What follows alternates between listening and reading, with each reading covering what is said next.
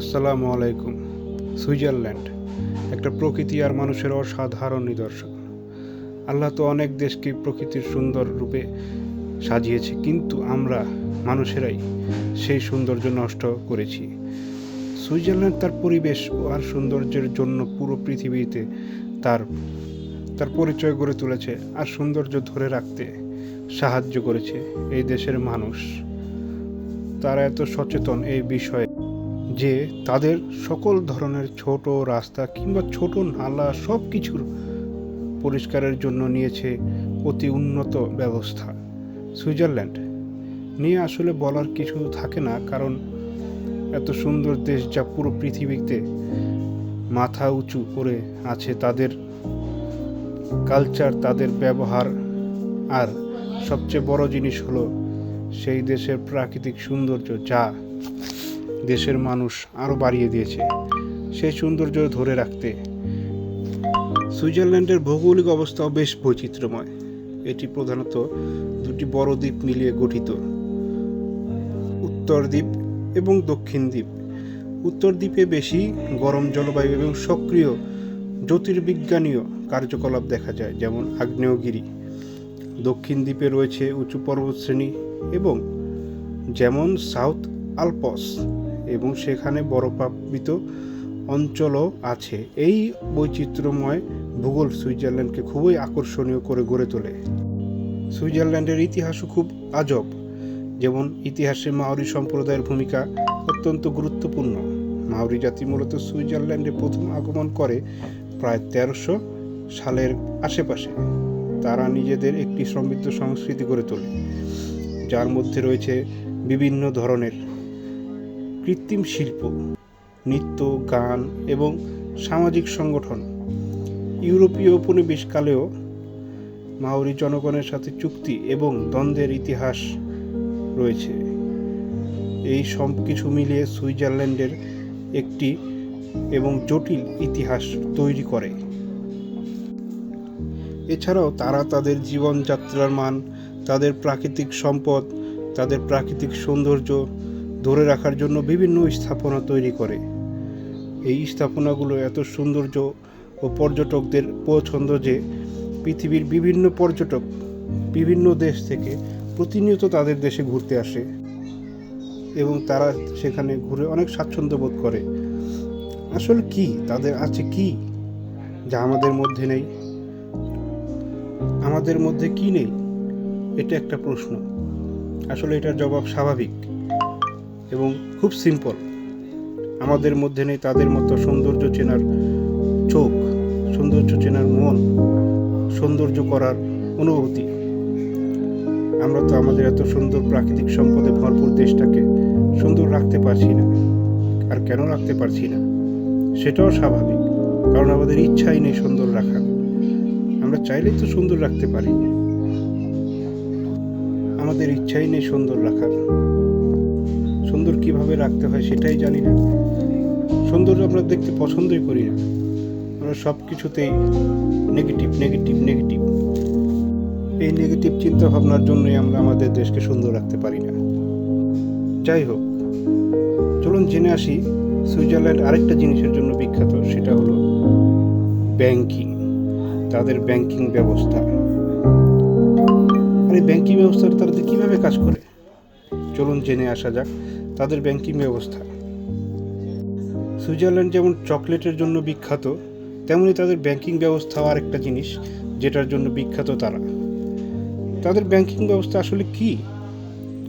আসলে সাদা কিছুই না। তারা আমরা যেভাবে মুভিতে দেখি ব্যাংকের টাকা লুট হয় বিভিন্ন দেশের, সুইজারল্যান্ডও কিছুটা তেমনই করে। কিন্তু কিভাবে? তারা কিভাবে টাকা লুট করে? আসলে তারা লুট করে না, তারা টাকা আর্ন করে। কিছুটা মুভির মতোই, কিন্তু আসলে বিষয়টা জটিল।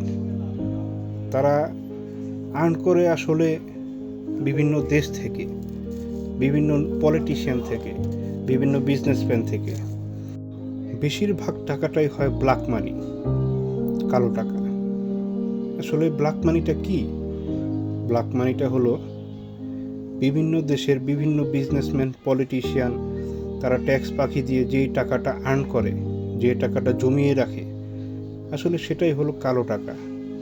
কিছুটা লিগ্যাল পথে ইনকাম করেও তারা ট্যাক্স ফাঁকি দেয়, তখন তাদের অতিরিক্ত টাকা জমে যায়। আবার কিছুটা অবৈধ পথে উপার্জন করে।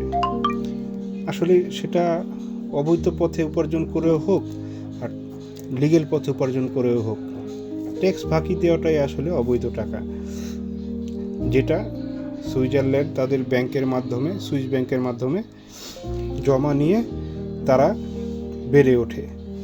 তারা কিভাবে বেড়ে ওঠে, এভাবে তাদের ব্যাংকিং সিস্টেমটা কি, তারা বৈদেশিক টাকাগুলো কিভাবে তাদের দেশে নিয়ে আসে, এটা একটা প্রশ্ন, কিন্তু সহজ এই প্রশ্নের উত্তরটা।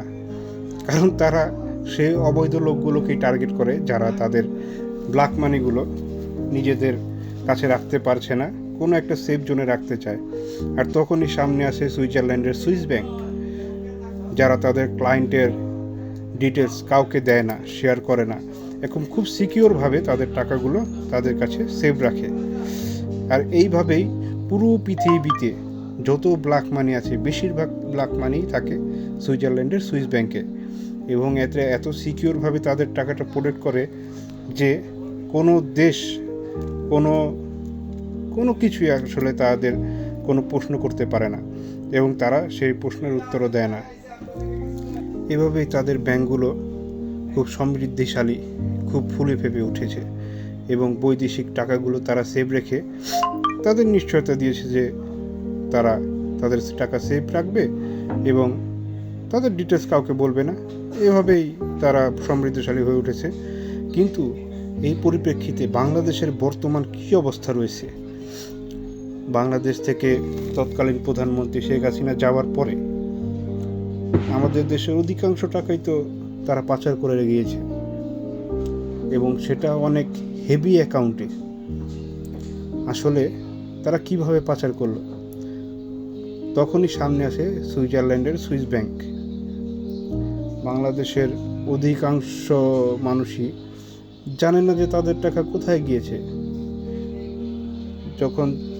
যখন তদন্ত শুরু করা হয়, তখন সামনে আসে যে বাংলাদেশের অধিকাংশ টাকাই গিয়েছে সুইজারল্যান্ডের সুইস ব্যাংকে, এবং সেটা অনেক ভারী অ্যাকাউন্ট, ভারী অ্যামাউন্ট, অনেক ভারী। কিন্তু সেটাকে উদ্ধার করবে কিভাবে? সেটাকে উদ্ধার করার মতো আসলে কোনো ওয়ে নেই, কোনো রাস্তাই নেই। কারণ আমাদের পলিটিশিয়ানরা সেইভাবেই টাকাটাকে পাচার করেছে। এবং কেনই না পাচার করবে? আমরা তো কোনো প্রশ্নই করি না তাদের কীভাবে টাকা হয়, তাদের কীভাবে এত সমৃদ্ধিশালী হয়ে উঠছে তারা, আমরা প্রশ্নই করি না। আর সেই প্রশ্নের না করার কারণেই আজ বাংলাদেশের এই অবস্থা।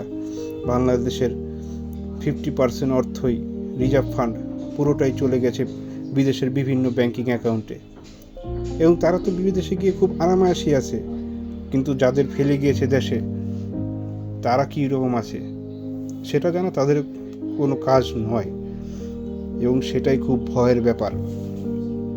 আজ বাংলাদেশ এমন একটা পর্যায়ে দাঁড়িয়ে আছে যেখানে খুব